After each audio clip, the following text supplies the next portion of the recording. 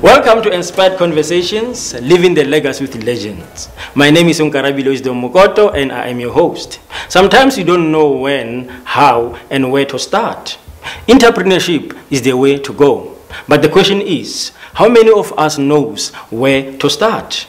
Today on my show, I have two wonderful guests who's going to help me to unpack this topic. Ladies and gentlemen, thank you so much for coming to Inspired Conversations, and you are very welcome. Thank you. Thank you. And let's start with the gentleman, just to tell us briefly about yourself, who you are. And Yes, Dean Graham. I grew up in Johannesburg. Like everyone else, went to school, government school. Got an education, but unfortunately, when my mother was pushing me to go down the route of studying, I decided I'm not going that route, and I went down entrepreneurship. And it worked out for the better, and today I now travel the world teaching people how to start businesses, create businesses, brand themselves, position themselves to create success. okay, that's great. And you, madam, your name? I'm Tammy Oliver, and also born in Johannesburg, and very passionate about education and yoga, health and fitness. Okay. And Mr. Dean, let's just start with you. I mean, you said that your parents told you to go to school, to take that route that all of us are taking, but you decided to go for entrepreneurship. What inspired you to take that route? What did you think that you need to? Firstly, no one tells me what to do, right? But no, it was one of those things. I was always asking the question when I was in school: what is the worth of this education? What are they teaching us? Why am I going to use this? And I was always asking that question, never understanding why am I learning certain subjects that don't make sense. And at a stage when I left school, I realized I wanted more, and I realized that going into a job was never going to, to study to go into a job, to become a doctor or a lawyer or an accountant. I just realized it's never going to get me where I wanted to be. So I decided to embark on the journey. And I mean, my dad was an entrepreneur. He passed away when I was very young, at 10 years old. So at a very early age, I started selling things already when I was in school. And when you add the numbers up, there's a lot of stress that comes in entrepreneurship, but there's a lot of perks. And I went down that avenue. I wanted the life of freedom. I wanted to travel. I wanted to buy bigger things. I didn't want to have to budget. And I went down the route because of that specific reason. And what actually now made you to want to teach other people, not only for yourself? I've actually been doing it for years. I just never got paid for it, right? Okay. And when I went overseas the last time with one of my companies, and I was in a conference, and I've been helping people for years build their businesses. And when I came back from overseas, I realized that I've actually got a knack for this, turning people's companies within 3 to 4 weeks, doubling, tripling their income.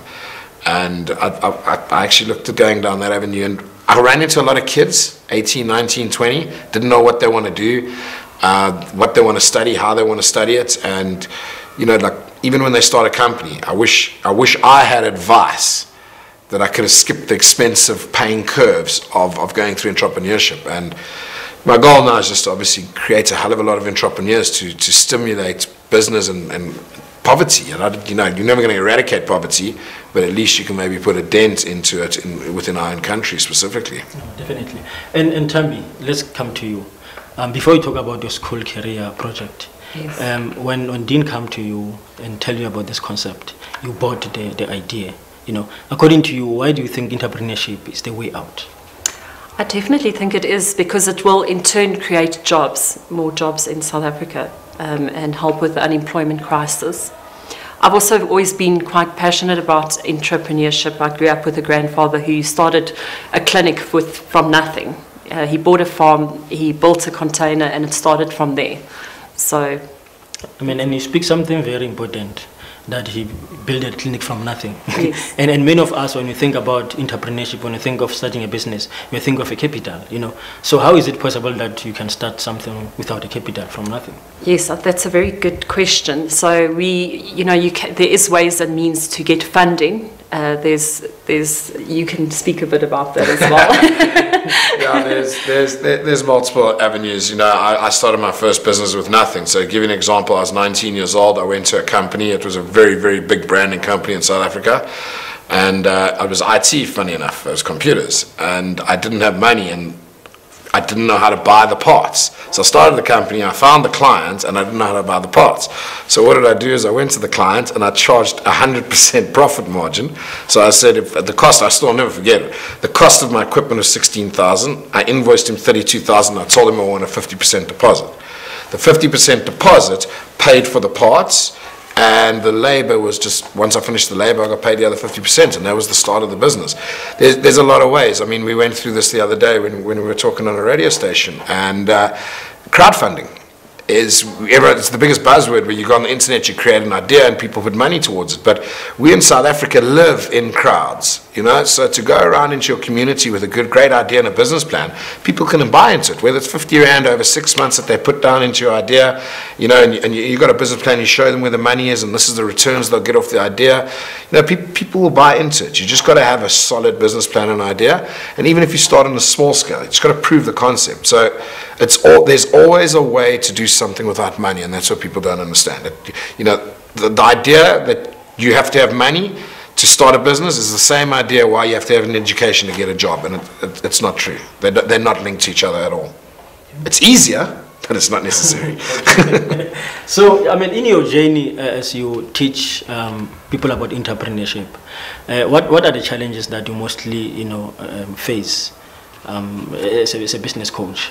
For example, do you go to schools and teach kids about entrepreneurship? We go to schools and we speak at schools. We do mass talks at schools where we try to educate them as to start looking at entrepreneurship rather than jobs. Okay, and then in that note, when you encourage them to focus on entrepreneurship rather than jobs, don't you find some challenges from the teachers, maybe as if you are now uneducating them about what they are teaching them? No, the teachers, I'm not saying don't get an education, don't get me wrong. I'm turning around saying at some point in time you need to realize that the BCom that you're studying, there's a million people that are studying the same degree.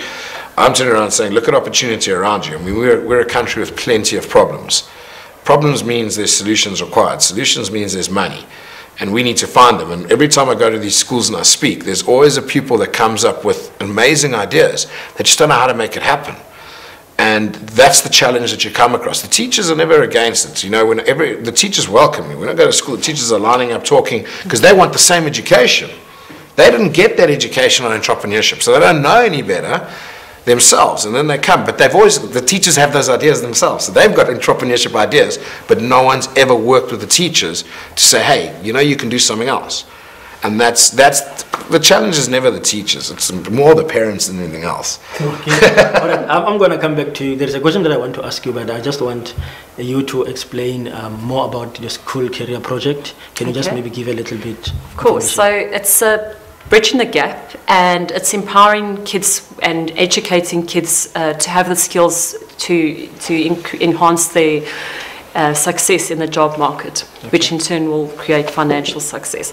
So bridging the gap, kids that aren't sure what they want to do, we have a course that's called Advanced Edge, where we do an assessment to begin with, which it's around personality, and it's quite in-depth assessment. And I mean, a lot of people still don't know what they want to do when they're 40 years old. Or maybe I knew also what I wanted to do when I was 7 years old, and I never followed it. But I think it's really important that people follow their heart and their intuition, and not listen to, you know, parents or public figures, or, you know, anyone that would influence that. So which area do you go to? Like this primary school or high school? Do you go to primary or high school? So we do high school. Oh, you do high school, okay. Yes, where kids are not sure what they want to do after school. And then we have a few courses. Well, we have the Advanced Edge course, which is the Bridging the Gap course, and there's a few. We touch on entrepreneurship. We also do sales skills. We do. There's a number of topics that we teach. Okay. So, but according to you, what do you think will make someone not to follow what they were wishing to follow when they were 7 years old? What changed according to you?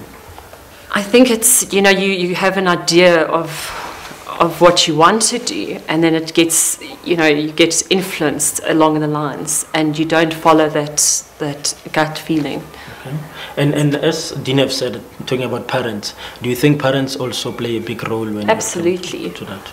Definitely. Sometimes your parents do have an idea of what you want to do, and they will encourage it. But if you grow up in a family where they're doctors, lawyers, in those professions, they're going to encourage their kids to follow suit, which is nothing wrong with. But I don't believe that every child is academic, that has to go to varsity to get a degree and go to work and get your pension. I do believe people are creative and people are academic or technical. So do you also promote talent development, especially when you talk about that it's not everyone, which I agree with you, who will go to school and university. So do you also, in your course? Yes, absolutely. And we also do enhance career planning process. And also just to make sure they choose the right subjects if they do want to go to varsity or higher tertiary education. I always encourage people to study. I would love for everyone to be entrepreneurs, but it's not possible, you know. Our course also, you know, it also offers realism, so it becomes realistic, because some people aren't going to become entrepreneurs, no matter how hard they try. I mean, I got a phone call the other day from a friend of mine who went and bought a franchise. She's like, oh, I made a mistake, this. And, well, I did give her advice in the beginning and she didn't listen. She's like, I'm not an entrepreneur. I'm going to stay in my job. I'm going to stay doing what I'm doing. And that's the fact. Some people aren't entrepreneurs, and, you know, it either works in the parents' favor or it doesn't. Sometimes they'll arrive there, they'll leave it, they go, I'm going to start a business. Other times they'll leave and they'll go, I'm not made for business. But I do know what I want to study. I do know what I want to do. And it's a realism thing. You're gonna get told you're good at it or you're not good at it. Don't you know? But at the same time, we're not there to crush anyone's dreams. If you believe you're going to be an entrepreneur, great. There's courses you can go on. This is the route you need to follow. But when I say the realism comes in, is that it'll get pointed out to them, not told to them. The task that they have to achieve in that course will literally point out to them that maybe they're not made for it. And I mean, I like how you guys are doing it. You know, you are balancing it, as you have said that for those who will not choose the way of entrepreneurship, you guide them how to choose the right subject so that they can study what they. So I like it the way you guys do it. I wanted to ask you a question about the entrepreneurship. That, you know, it has been discovered that, especially in South Africa, many entrepreneurs, I mean, their businesses fail in 3 years, less than 3 years. You know, so I wanted to ask you, what are the causes that will make one to fail in entrepreneurship? I mean, you have that passion that, you know, I want to start. There's a lot of courses, okay, but the statistic is within the first, if there's 3 out of 5 businesses will fail within the first 3 years, and then another one will fail thereafter within the 5 years thereafter. So you got a 1 in 5 success ratio. The reason why they fail, firstly, they never did their research, right? You know, everyone, and I say this on stage and I speak around the world, and I say this, and I'm like, don't go ask your parents or your family if it's a good idea, right? Or your friends, because they're going to lie to you. They're going to tell you, yeah, it works. Those are the words. Go ask your enemy, because he's going to be truthful whether it's a good idea or not, right? So they never do their research. Like, you know, just because you think it's a good idea doesn't mean it's a good idea. Go and find 100 clients before you want to start that idea. 100 people that are going to buy from you that aren't your friends and family. Then you've got a business. You know, and people will go into it and they'll sit there and they'll carry on trying and nothing wrong. Some of them might hit it. A lot of them will go into business. I mean, I came across someone the other day who started a logistics company. And he landed one contract with government, and his entire business over the past 7 years was based on government. Didn't grow anything, didn't know anything about entrepreneurship. He had a contact. And he never educated himself on business while he was making the money. And he was spending the money living the life. So he didn't have any cash reserves, anything saved up, nothing. What happens? Lost the government contract within 1 month, 3 months later, he's broke. Now he's trying to build a business in $1 billion industry. Not going to happen. But if he built it over the past 7 years with the money that was coming in, it's education, self-education. People are not self-educated. So we've actually got an array of courses now that we've brought out. There's 850 courses that we're currently doing at between $20 and $40 a month, where it's business education, it's Excel, it teaches you everything. And we're bringing that to, I'm actually taking it to Africa. So how is that course going to be different with the course that you go to at university, for example, a business management course, or at college? How is it going to be different? University, you're going to get a certificate. all right? But I promise you, none of your clients care what business certificate you got. I studied business management diploma after school. So, yeah. So it's one of the things I studied. So when I go see a client's not asking me, or client's not saying, what certificate do you have and which university did you go to, all right, when I go in as an entrepreneur. The clients turn around and say, how much do you know and how well do you know it? How effective is your business at running and the track record? That's what they want to know. So self-education is whether you buy a book or whether you go and you read these courses. So these courses we've designed, and that's per month. You pay per month that fee and you've got access to all those courses. So I think there's 18 different business courses, from starting up to business plan, to how to find financing, how to raise financing, talks about crowdfunding. It goes on to different platforms, right, where you can actually get basic skills. But my main learning factor in life was I just picked up books. If I didn't understand something, I went and I bought a book and I read a book on it.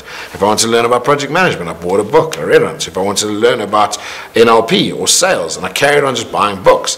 If you go in my house and you'll just see a library of books of things that I didn't understand. These days it's easier. I go onto Google or onto YouTube and I find it there and I download PDFs and I read it. And that's where, as a country, we need to be self-educating ourselves and stop worrying. What you're going to learn about life is not coming out of a textbook in school or university. I'll tell you that much. And that's the difference, is what we don't have is life skills, as in what we need to expect when we come out of school. And entrepreneurship is a reality check that everyone wants to be one. They just need basic skills on how to do it. Because the reason I'm asking this question is because, I have seen a lot of people like Tammy saying that she has studied business management, and that person is going to work. And I'm asking myself, but she or he has studied business management, but he's working. The statistic is actually 70% of all people that study in university don't work in their careers. Right? And time and time again, I test it in every room I get into, hands up, who works in their career that they studied. 70% of them don't, right? So when you say, why doesn't Tammy work in a career of business management? Because business is a risk. If you go look up the word entrepreneurship, it takes more than average risks, the exact definition of it. And you'll see, not many people are willing to take that risk. It's even harder if you've got kids. And just maybe give us a light, since you have studied business management. Most of the time when people like Dean encourage us to start businesses, they will say, just look at what your community need and fill up that gap.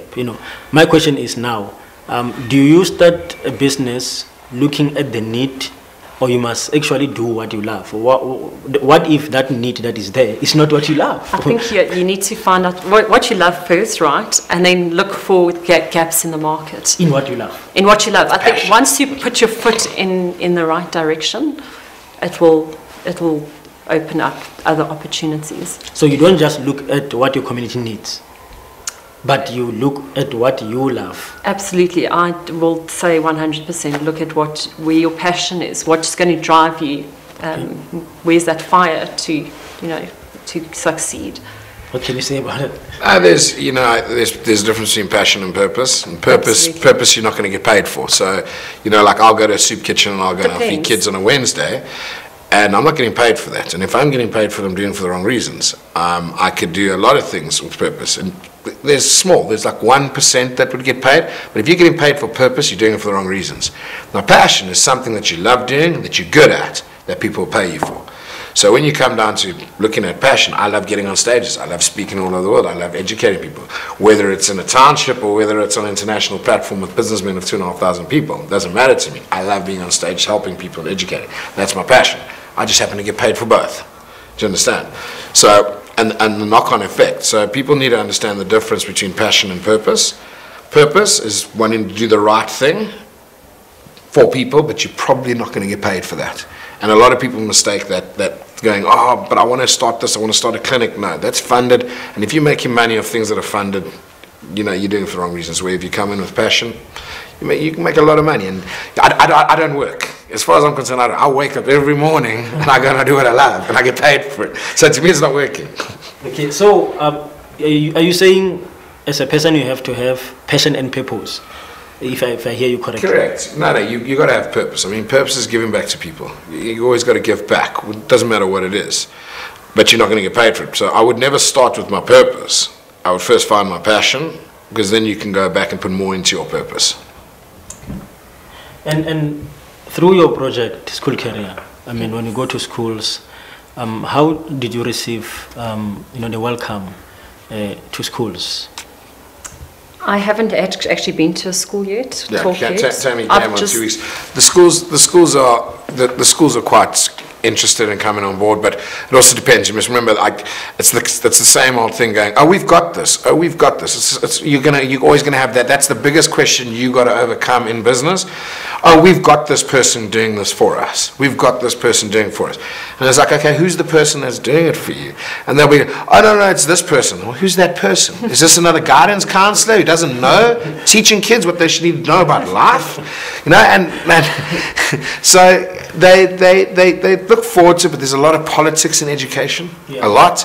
And unfortunately, until you get to the stage where this is why we go on TV and radio and we talk about it, where we're going through a different avenue. So as much as you want to pass the education on and give it to people, you've got the resistance from them going, well, we've got people talking about this already. And I'm like, well, who are the people talking about it? They're never known. So you've got, once again, a failing system of advice being given to people by people that don't actually practice their own advice. The reason I'm asking this, and I agree with what you're saying, is because I have, my personal experience learned that, teachers or school system can be difficult sometimes, if you come with a certain idea to them. I remember I had a book writing coaching last year, and I approached many schools, and I wanted teachers, to bring teachers on board. And I was so discouraged that not even one single teacher came. And when I approach them, when I go to schools, they will give me that cold shoulders, and I will ask myself, but these people, they just want to remain here as teachers, don't want to learn anything, So that is why I'm asking this question, because I know that they can be so difficult. So, but you are, against all odds, you are pursuing to... You know what? If there's one thing I've learned in business, especially in this country, you've got to go directly to the people.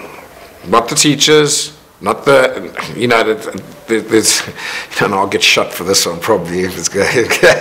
So I was given an example the one day. If you go to a supermarket, right, or a restaurant, and you go to a counter and you want to exchange something, or they've done something wrong, and you're like, I need you to change this, but this person's orders are specifically, this is the process of what must happen. And you're going to sit there fighting with this person for half an hour to try get this exchange when this person's not the decision maker is over there. And the exact analogy, and it came out of a book, was go straight to the eagle and stop dealing with the turkey. And ever since I've started living my life like that, I don't even entertain those people anymore. I just walk around them. And they look at me like I just walk around them and go, where's the boss? Where's the decision maker here? And that's where you need to get to. And anything that you're doing is the person you're speaking to is the turkey. And the turkey is only going to do what the turkey knows. Because the turkey came through that same education system and got that same job and sits in that box. But the boss has decision-making power. So this one's too scared to make a decision.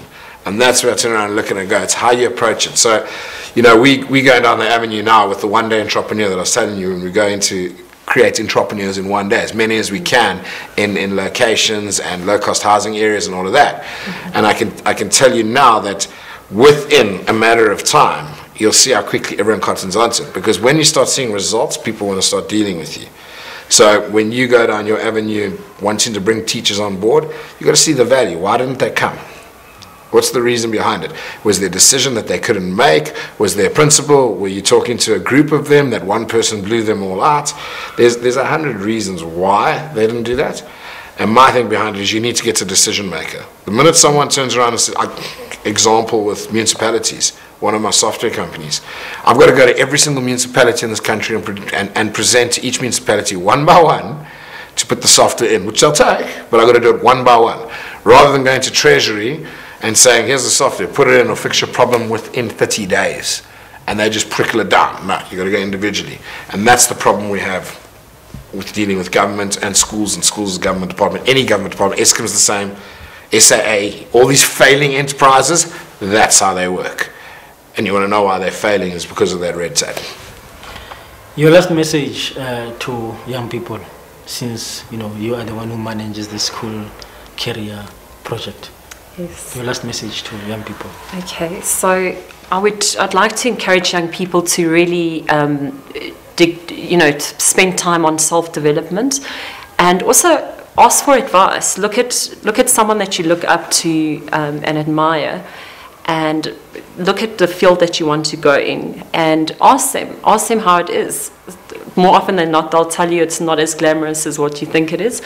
But people are so willing to help, and they always, if you value, their opinion, if people like to feel valued and they want to help. So that's I definitely encourage kids to do that from a young age. Thank you so much. And Dean, your last message to entrepreneurs or those who want to start. Stop chasing a job. Stop going for just over broke. There's better in life. Start thinking of creative ideas. Do your research and give it a bash. And the younger you are, the more you should be giving those bashes, because if you fail, you can get up and you can go again. It's when you're 40 years old with kids, you're going to have a problem doing it. Start now and start learning the entrepreneurship, start learning the failures. And with some luck, maybe you hit it off a lot sooner than others. But if you read in books and asking people questions and following the right mentors, you'll get there a lot quicker, and you will get there. And in this country, I can tell you now, there's a lot of job opportunities, especially for Africans. There's so many. It's just they don't know where to look for it, and no one's really pointing in the direction. So look for it. They're out there. Thank you so much. Before I let you go, I'm just going to play a little game with you. Okay. And I hope you are going to cooperate in this game.